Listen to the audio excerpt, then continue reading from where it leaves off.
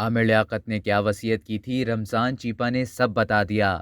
انتھک محنت، ناقابل یقین توانائی اور ہر فن مولا کے لقب پر حقیقی معنوں میں پورا اترنے والے عامر لیاقت حسین جمعرات 9 جون 2022 کو خالق حقیقی سے جا ملے۔ چاہنے والے ان کی اچانک موت پر شدید غم میں مبتلا ہیں۔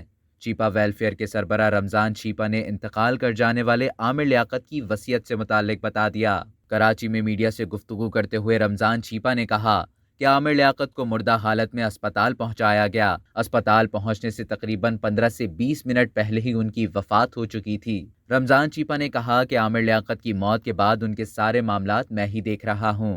عامر لیاقت نے وصیت میں کہا تھا، مجھے عبداللہ شاہ غازی کے مزار پر میرے والدین کے ہمراہ دفن کیا جائے۔ انہوں نے بتایا کہ عامر لیاقت نے کہا تھا کہ میرے مرنے کے بعد میرے کفن دفن کے معاملات آپ ہی دیکھیے گا۔